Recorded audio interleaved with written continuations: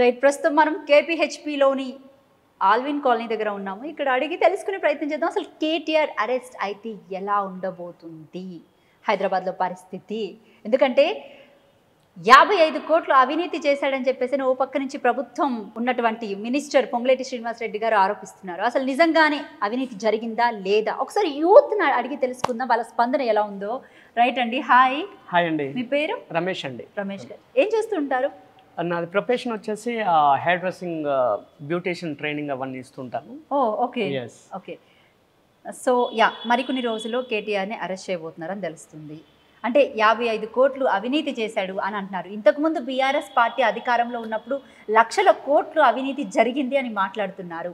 అయితే ఇప్పుడు అంటే దీనికి సంబంధించి త్వరలో ఈ 55 కోట్లు ఏదైతే అవినీతి చేశాడన్న ఆరోపణ ఉందో దాని పరంగా త్వరలో జైలుకి వెళ్ళబోతున్నారు అని అంటున్నారు. అరెస్ట్ చేస్తామని చెప్తున్నారు. సో ఏం చెప్తారు? అలాంటివి ఏమి జరగవండి. ఇది టోటల్గా కక్షపూరితంగా చేసే ఆరోపణలు. ఎందుకంటే అన్యాయంగా మొన్ననే రైతులను ఎంత దారుణంగా వాళ్ళను అరెస్ట్ చేసి వాళ్ళను ఇబ్బంది పెట్టి ఇంకా కూడా విడుదల చేయలేకపోతున్నారు. ఎందుకంటే గవర్నమెంట్ ఫెయిల్ అయిందండి.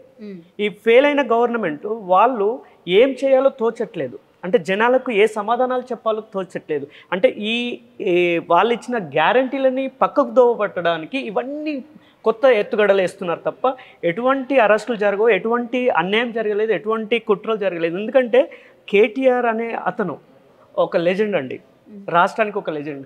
ఎందుకంటే అతను చేసిన అంటే రేస్ ప్రపంచ స్థాయిని మన హైదరాబాద్ని పరిచయం చేయడానికి తీసుకొచ్చాడు.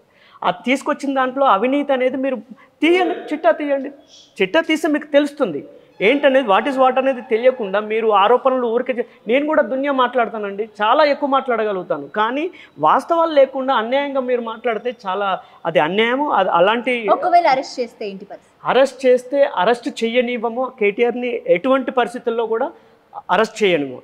ఒకవేళ ఉంటే రుజువు చేసి చేయమనండి.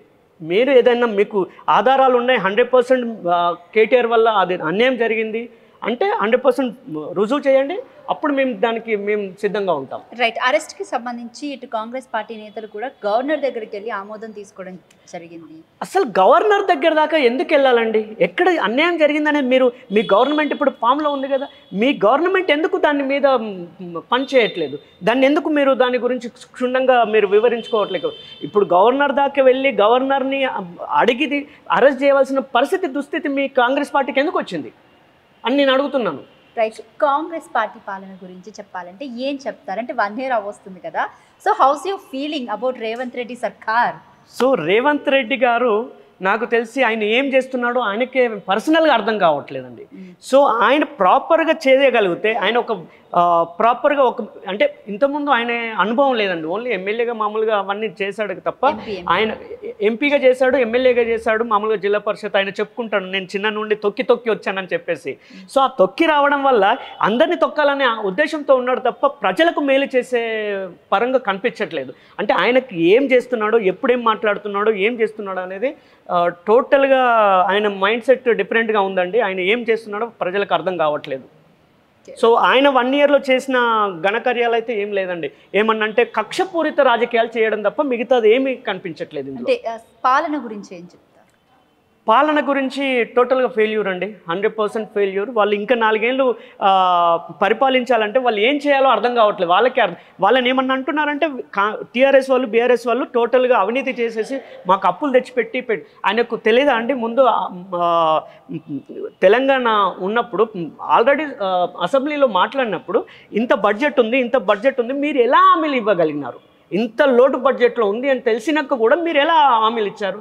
అది తెలిసే కదా మీరు హామీలు ఇచ్చారు. మరి తెలిసిన తర్వాత వాళ్ళు అప్పులు చేశారండి, మరి ఎందుకు ఆరోపణ? ఇప్పుడు ఆరోపణ లేకుండా మీరు ఉన్నది మీకు ఏదైతే దోచిందో అది కరెక్ట్గా చేయండి, ప్రజలకు మేలు చేయండి.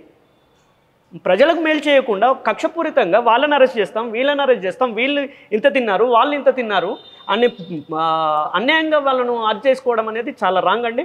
వాళ్ళకు నేను కాంగ్రెస్ ప్రభుత్వానికి ఒకటే హెచ్చరిస్తున్నాను, ఎటువంటి అన్యాయాలు జరిగితే మీరు ముందు అవన్నీ తీయండి, తీసిన తర్వాత మీరు ముందుకు రండి, దాన్ని ప్రజా కోర్టులో పెట్టండి, ప్రజలు ఏం తీర్పిస్తారో అనేది తెలుస్తుంది. రైట్, థ్యాంక్ యూ అండి.